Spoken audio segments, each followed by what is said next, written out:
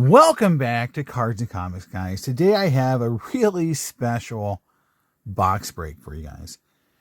This is one I've been waiting for a long time, and this box hardly ever comes up for sale.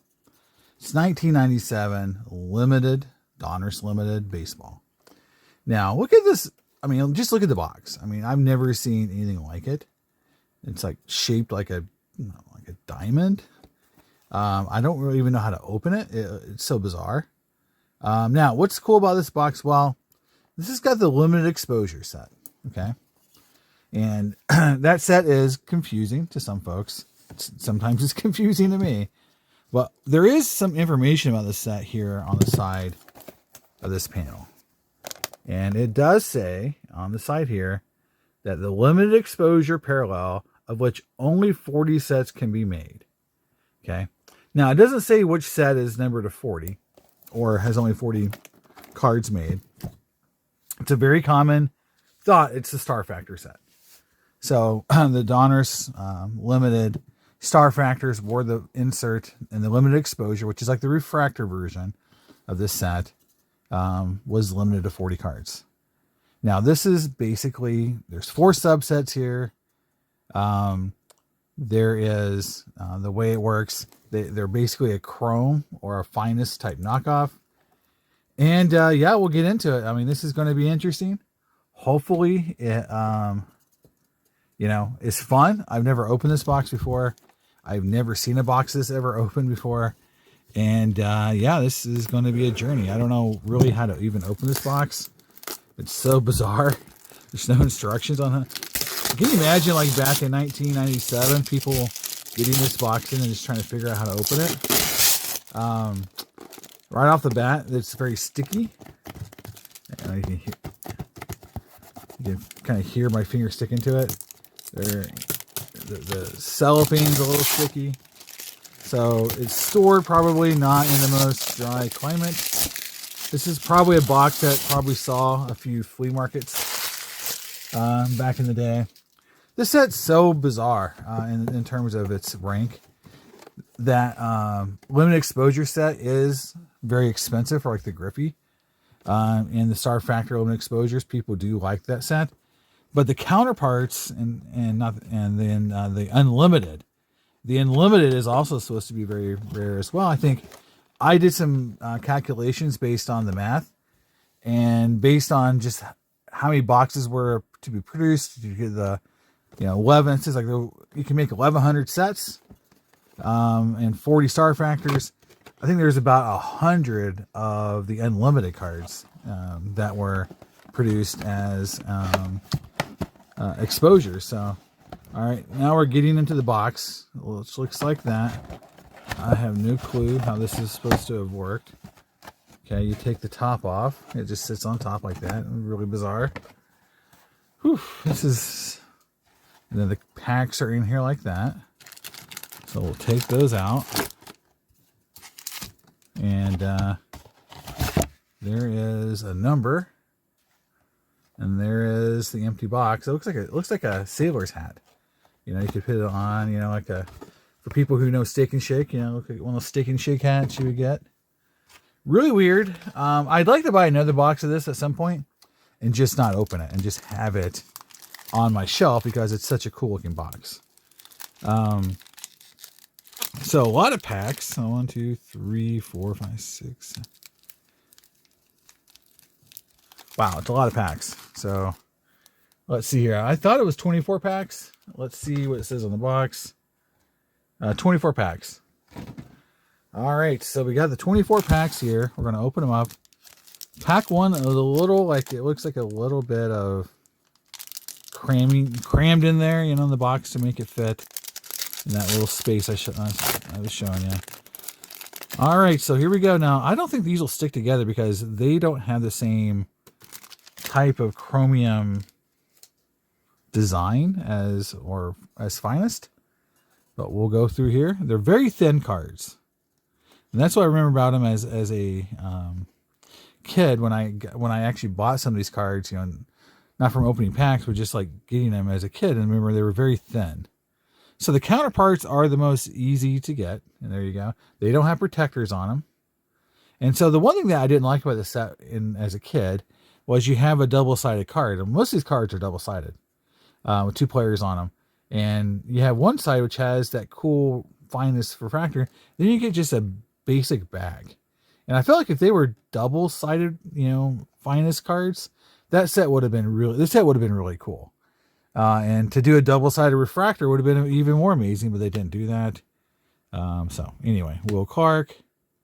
And again, there's 2 players in every card. So it's Will Clark and Jeff Conine. Shannon Stewart, Biff Roberts, Ishmael Valdez, and Larry Walker. And that was another thing about this product too, is most of these kind of finest sets and these kind of like, and even in 97, you would get like one different card. Like you wouldn't just get all commons in a pack very, very, very often. You would get something a little different, and they're from what I've read about the set, there's a lot of packs that are just going to be these counterpart commons. So, so Jason Thompson and Dwight Gooden, Trey Beeman. Now there's our Tony Gwynn, his first kind of Hall of Famer. Mark McGuire. So Tony Gwynn's got Brett Butler, which is just a weird combination. Mark McGuire and Jim Thome, and Steve Nilsson and Andres Galarraga. So, and the way the counterpart set worked, it was like, first baseman in the National League and a first baseman in the American League. And so it was like almost like an interleague type design. Cards are a little curved, and it doesn't surprise me after this many years in a box like that. And how they were just kind of shoved into that little space. Okay, here we go. So Jeff Sapon. And it feels like there's 2 cards here. I can't really tell. It's like it just feels a little thicker, so I thought maybe there was 2 cards stuck together, but there's not. Jeff Sapon, Tim Salmon, Manny Ramirez. It's kind of cool. Here's our first kind of cool card, Frank Thomas, or card for me anyway, and then Tony Clark. So that's a cool card. I mean, they're not worth a ton. I mean, just the base cards in the set, the counterparts, even the counterpart limited exposures, which are probably going to be, somewhat, rare based on how the set is. They still don't bring a ton, even for like Griffey. I mean, like compared to other refractor sets from this time period. Bernie Williams on the back. See, this is another thing. I got Jermaine Allensworth, and then Bernie Williams is on the back. I just don't like that. Brian Anderson and Terrell Wade. So there's also game use cards in this set. They're very low numbered. I think the Griffey's in here and like numbered out 250 or something like that. Okay, I see our first shiny card. So we're going to get our first kind of refractor in this pack. I think it's right here. So we will flip it over. Delgado and Joyner.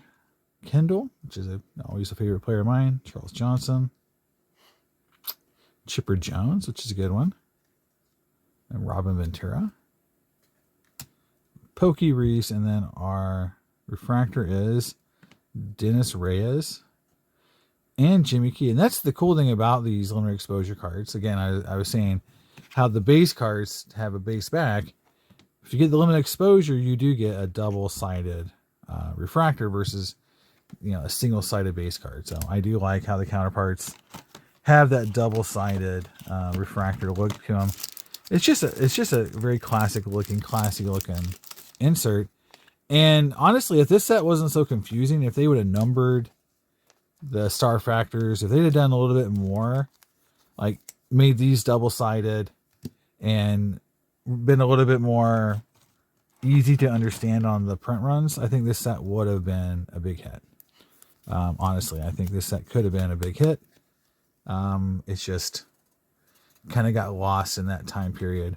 Because 97 was when innovation and sets were just popping. I mean, and let's be honest, 97 Finest is probably one of the best insert sets or refractor sets ever made.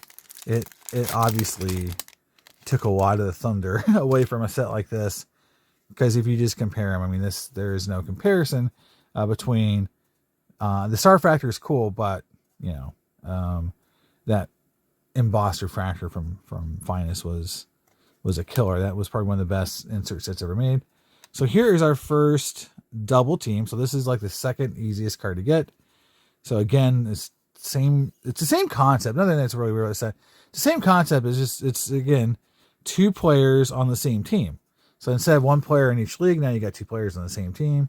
So here we've got I don't know, it doesn't say, it's Pat Hinken and sorry, Joe Carter. Yeah. So, and again, the back is plain. Now, if we get the limited exposure version of this card, it'll be double-sided. Maddox and Fryman. Oops, sorry. Chris Snowpack, and on the back of Maddox is David Cohn. So, you know, it's one of those sets that you would probably have to open a lot of boxes to pull anything really awesome out of here. Just because how limited everything is. It's not one of those sets that I think delivers tons of hits as well. Wade Boggs, again, more counterparts with Russ Davis. Cal Ripken Jr., that's a cool card. Kevin Ory, and then here's a Derek Jeter, which that's a card player I collect, so he can go in my base card set. You know, I always keep my base cards of the players I collect. So he goes in with Frank. Hopefully I get the Griffey too. I always say one of my favorite parts of opening the box is getting the Frank and the Griffey and the Thomas. You know, collecting base cards is still fun. Craig Biggio and Scott Rowland. And then, yeah, the back there. That's the other thing too, is like by only having the chrome card on the front, it makes you not care about the back player at all. Honestly. You know, like if Griffey's on the back of a card, I don't think anyone would really care as much as if he's got the chrome cool front. Sammy Sosa. Brooks Kieschnick. Sandy Alomar. Todd Dunwoody and Todd Green. So you can see, and there's a Brian Giles rookie card, you know, who was kind of a good player for a little bit. Mostly for the Pirates, actually. So we've gone through, what was it, like 4 or 5 packs here. And we've only pulled 1 card, 1 double team card, and 1 limited exposure card out of like 5 packs. So it's definitely a slow roll product. You're not gonna, it's not, you know, 6 or 7, you know, hits in a row. Here's another counterpart. So we hit another counterpart. Awesome. So we'll see who that is. 5. I think the way it worked was we got maybe 4 in a box. So Tino Martinez, Ryan Sandberg. So give me some Hall of Famers. Esteban Loaiza, Roger Clemens, and I think it's a counterpart. So we should see. We got Craig Biggio. So we got a Hall of Famer, and Scott Spezio, who is not a Hall of Famer. But again, it's a very nice card. You can see the etching. And one of the problems with the set was this, is that it's really susceptible to print lines. So you can see one right there. You can see one right there. So this set is a print line, has print line issues. If you do get star factors, from what I understand, star factors pull from packs. If we pull one, limited exposure star factor, majority of them were cut off center. That's sort of how you know, from what I've been told, talking to other collectors, is you can tell if you've got a pack pulled star factor because of the centering. The perfectly centered ones are most likely released after the product was actually in market. They talk about that some limited exposures were issued after the fact, and they think the centered ones might not be pack pulled. So it's just what us collectors, when we, you know, talk about card sets, you know, and the rumor mills, that's one of the things that's been talked about. Barry Larkin. So I wonder who the back is. Oh, Ordonez, Roberto Alomar. Our second double team. So we've got the Braves. I'm trying to think of the. Yeah, Klesko, and then is this Ron Gant? No, it's Fred McGriff. Sorry, Fred McGriff. So there's the double team. So there's second double team. And Vlad and Shane Reynolds. So I think we should get 4 counterpart refractors out of the box. And then hopefully we get something besides counterparts. This is, again, Ricky Henderson. It's just one of those tough boxes to find. It was a very hard to find in even 97. This product was short printed from get-go. Nomar and A-Rod. So look, we put a lot of good players. A-Rod, Boggs. Boggs. A-Rod, always a good player, but A-Rod, Jeter, and Frank Thomas. So maybe we'll get the Griffey base. Maybe we'll get some other cool cards. Even the Star Factors, the base Star Factors are tough to pull. I think maybe 1 per box. Kurt Schilling, Billy Wagner, Larry Walker. That's a good pack. Jarrett Wright and Brady Anderson. That's cool. Al Martin on the back. And if I could pull a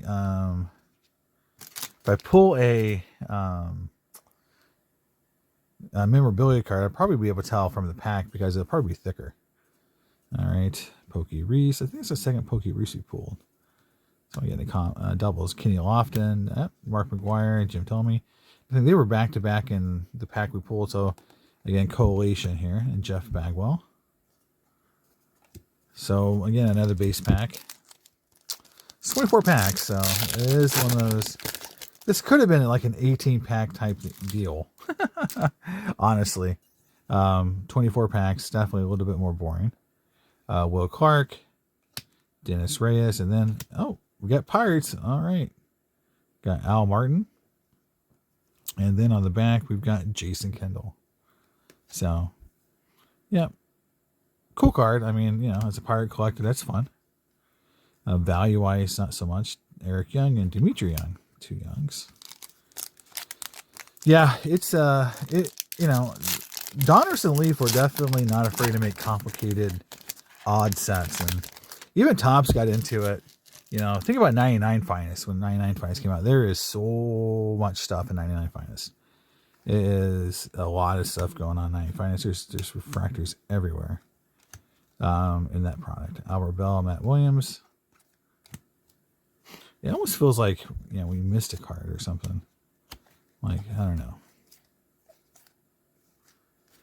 Yeah. Okay. Well.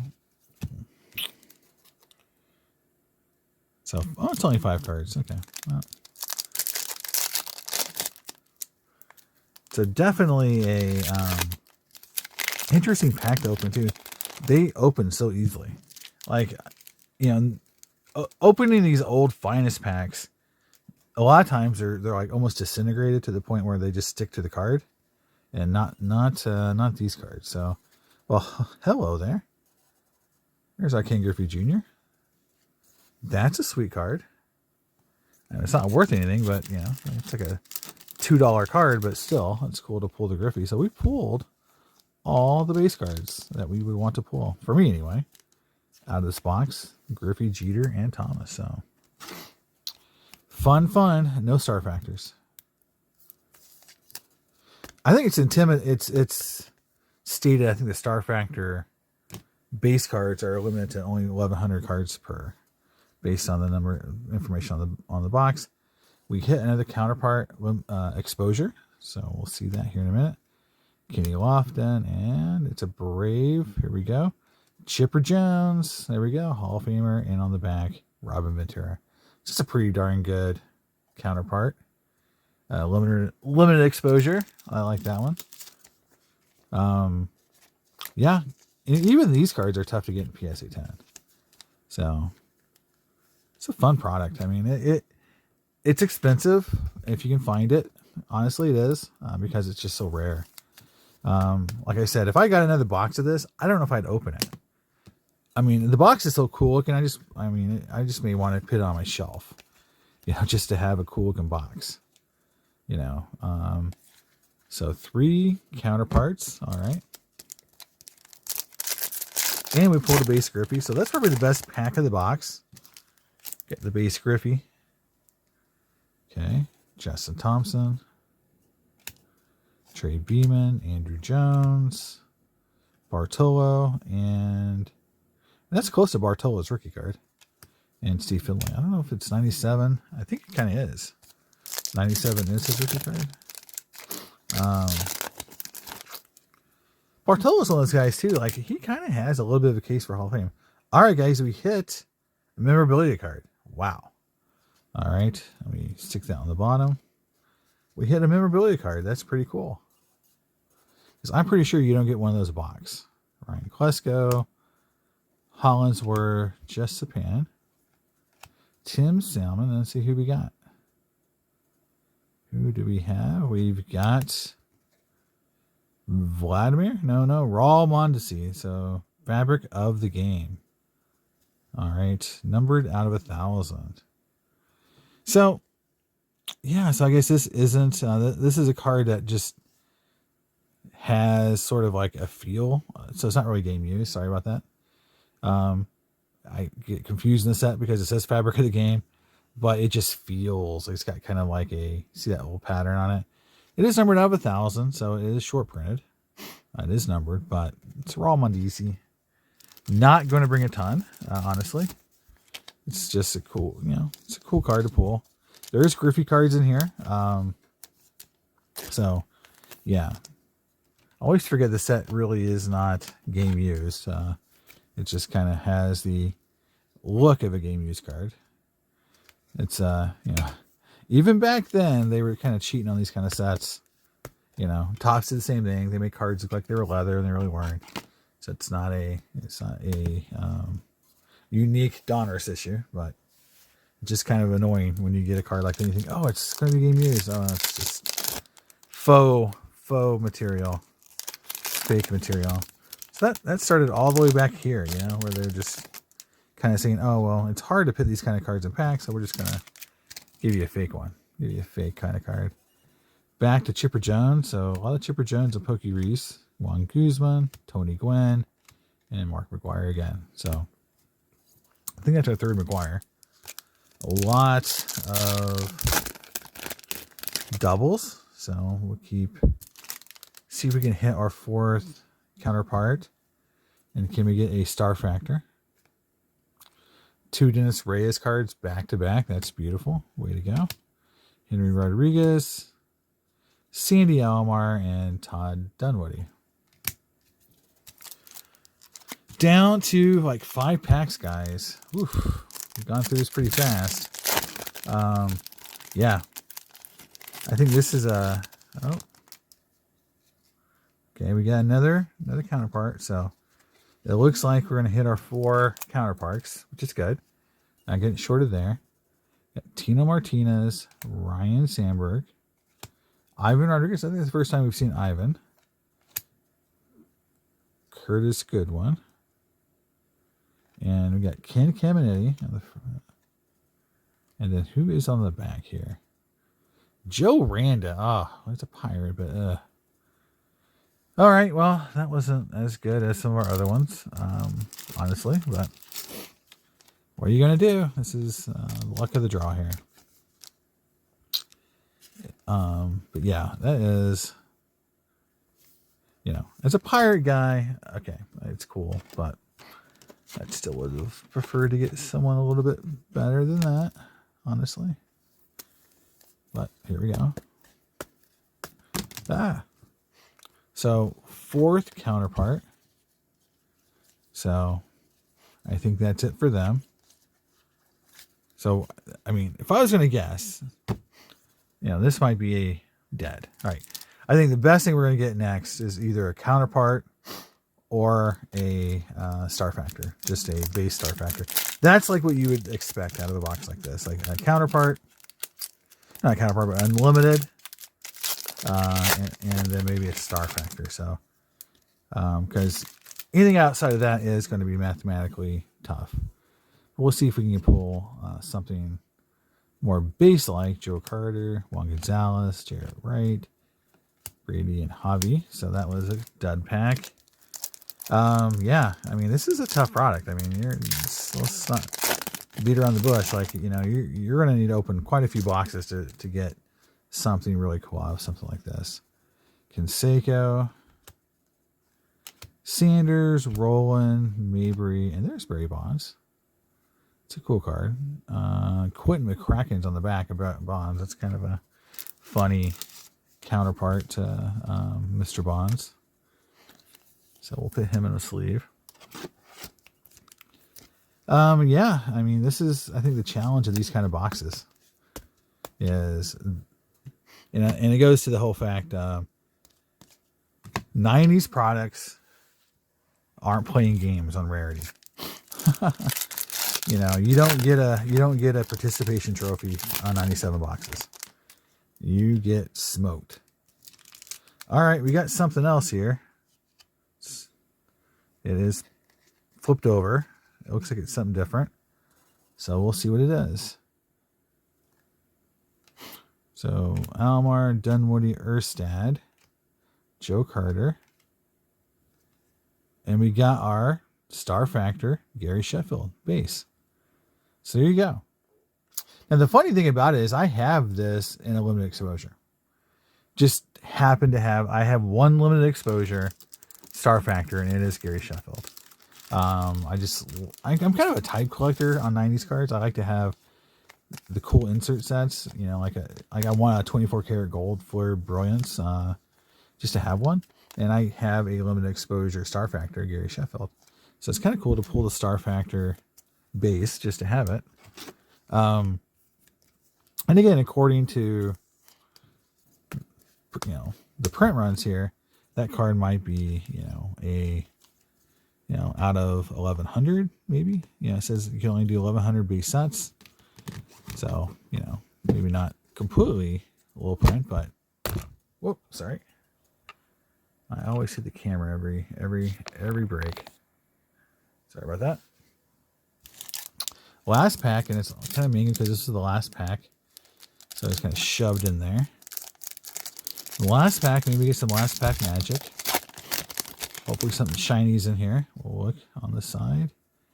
Looks like we got a double team. And that's our... I don't think we got an unlimited. Wow, that is funny. Counterpart. There's our Nomo, Paul Mulder. And then we've got Jim Edmonds and... who's that? Gary Anderson? Yeah, so... Nothing doing there. Dimitri and Eric Young. Again, those guys are back-to-back in earlier packs. So, on a recap, so we did hit a Fabric of the Game, number 1,000, Raul Mondesi. And honestly, they're kind of underwhelming cards. Even when you feel them, they look so plain compared to cards today. You know, for this to be like a box hit or, you know, just, you know, not as cool as some other. If it was just a game use card, it would be actually more fun. Counterparts, we got the Griffey, we got the Bonds, we've got the Jeter, and the Frank. So we got all four big, you know, 90s guys. And then we hit a Star Factor, just a base, Gary Sheffield.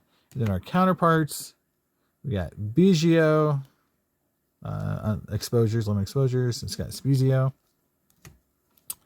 Dennis Reyes, and Jimmy Key, probably the worst.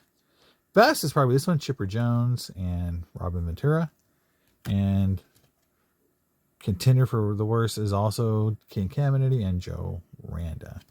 So out of the counterparts, we did hit, you know, 2 Hall of Famers.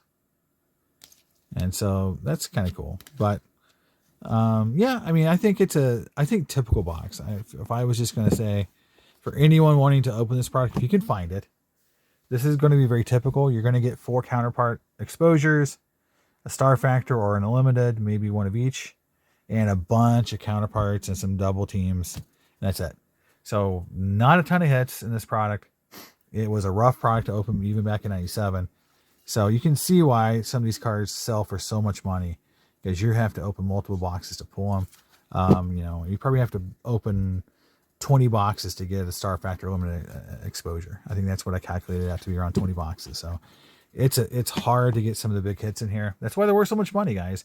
In fact, they're probably undervalued. If I was going to say anything, those cards are undervalued to some extent. But it's a weird set.